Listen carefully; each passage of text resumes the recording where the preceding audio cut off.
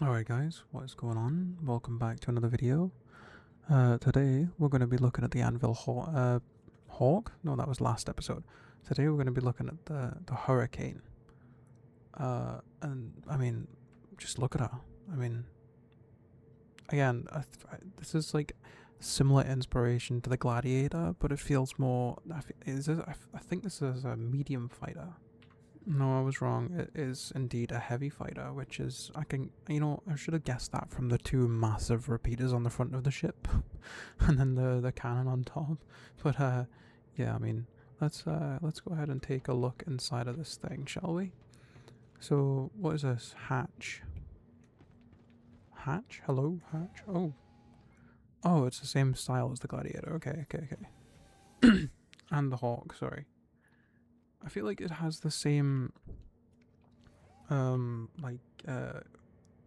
it called? Like the screen that goes over the cockpit. I kind of think what it's called right now, but it has the same one of those as the Hawk. Like it is like literally the exact same, just it doesn't move or anything like that. Like it isn't built. Like, yeah, it looks pretty damn similar. So it's either the same one or it's just very, very similar. Anyways, yeah, this thing is it's actually quite nice. The only thing I don't like about it on the top is the green, like the green on it. If this thing was just black, white, and red, this thing would be or black, grey, and red if you want to go down that path. Yeah, I don't know. I think it would look nice like that. Anyways, let's go ahead and turn on these engines here. There we go. Right, so how's the takeoff like? Oh, it's very smooth. It's not heavy at all. That's good. That's very good. Right, now let's put the landing gear away. Let's have a look at this without the landing gear. So, like, oh, it does tuck in. Okay, that's cool. Oh, I didn't actually see that we had an access point there for the turret. I'll have a look at that in a minute. But do we have... We only have the repeaters at the front. Okay, so that's not that bad. But for a heavy fighter, I feel like this is definitely like a two-player heavy fighter. I don't think that many people would run this solo. I mean, unless you can add... No, I don't think you can add more guns to it at all, but obviously you could maybe swap them out for ballistics, because ballistics are like kind of pretty lethal now. So let me just quickly land a second. So these aren't actually as bad as I thought. I thought these repeaters were going to be like size 3s or size 2s, but they're actually size 4. That's not that bad at all. So they'll do some decent hits. Yeah, they'll do some solid damage. Inside the cockpit. Oh, this is different. Yeah, this is very narrowed out compared to like the normal like hood that comes along the front here. It's very squished into one. It feels like I've got no like leg room at all. Cause look at my legs. My legs are through the screens. Yeah. So these buttons, none of these buttons work, and then there's no buttons on this side. Yeah, there's no buttons. It's just to get out. Okay, let's go ahead and get out and have a look at the back ones. I'll have a look at this this big massive turret at the back here. Alright, where's the button? There it is. Now let's get it. Oh, okay, my head is in the ceiling. Right. Now let's get inside. Alright, so now that we're inside, I forgot to mention the missiles. It looks like we have... What? I believe they're size 2. Why am I spinning around? Like, look at it go. Look at me dance. Yeah, but these cannons here are actually size 2s. Wait, no, size 3, sorry. Size 3 cannons, which would actually live up to the whole thing of using it as a multiplayer ship, or a duo crew ship. And the reason I say that is just because if you're using your size 4s to disable a shield, and then someone else is also using these, that's insane.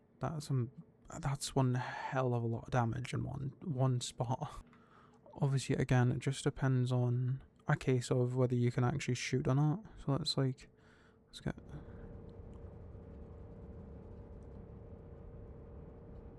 Yeah, this thing just shreds through shields, man. That's insane.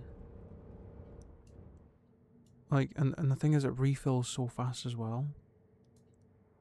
That's insane. And the shields haven't had enough time to replenish on the saber. By the way, this was from an older video, and they've just been sat there, so I don't mind blowing these ships up. I have nothing to use them for, so let's just spray through it. Like, can you imagine using your size 4s as well while targeting somebody? Bro, they have no time to regenerate shields or anything.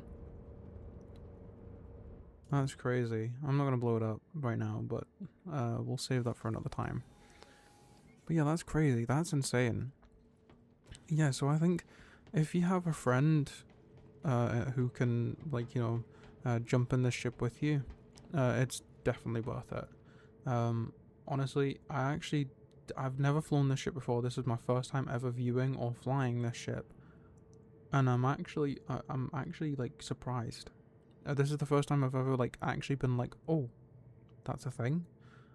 No, oh, okay, yeah. So like using the turrets on the top up here, it just feels like you shooting somebody and then someone else having either shooting someone else or even just focusing on one target is literally just like a death sentence for anybody. It's literally insane. Like, it's not the best ship in the game, don't get me wrong by any means, but it's definitely up there with it should be definitely up there on a list of like a very, very good few heavy hitters, because even if you upgraded those cannons, man, that's insane. It would literally be lethal. And I'm pretty sure this would actually be able to hold its ground against other like heavy fighters and medium fighters and things like that. Especially if it's like fully crewed. Yeah, this thing would be one hell of a beast. Right, now let's talk prices, shall we? So where can you buy this thing? You can only buy this in game right now at Area 18 on ArcCorp for 5.5 million. Now that's actually not bad for what it is, like considering that this is such a heavy fighter, and if you have like two people, like if you have yourself and a friend who are going to definitely use the ship for bounty missions, this thing seems like the right way to go. And especially since bounty missions are quite underpaid at the minute, instead of using some sort of tanky bomber ship, using this to fight out some like lower end bounties over and over again, this just seems like the nice way to go. And you can also use this for like mercenary missions, because not only that, it is actually quite fast as well. I tried it off camera. Like, I didn't fly around, I just flew around in the hangar. I did end up hitting into one of the walls, but I didn't destroy the ship. It was very light, so yeah, that's why it's not on camera. Anyways, yes. So where else can you buy this? The only other place that this thing is available right now is on the Pledge store. And obviously this is only available during certain events like Invictus or DefenseCon, certain things like that. And however, it is $210 US, which, if you're asking me, in my opinion, it's a little bit pricey for what it is on the Pledge store. In game, worth every single penny of AUEC that you can get. If you have a friend and you want to just run bounty missions and things like that, it's perfect for it. However, the $210, I don't really know. I think maybe 180, 170 would be a good price. So if you can get your CCUs up and things like that to get a Hurricane, maybe yeah. But if I was you, I would probably just save up and buy it in game if I was you. But obviously, it's up to you where you buy it. Anyways, that is going to be all for today. The next episode is going to be the Anvil Paladin. So I hope you guys are looking forward to that one. So if you guys have enjoyed, make sure you guys like and subscribe. And if you wouldn't mind, if you're planning on buying the game, use my Star Citizen referral code down below at checkout. And I will see you guys in the next video. Bye for now. Take care.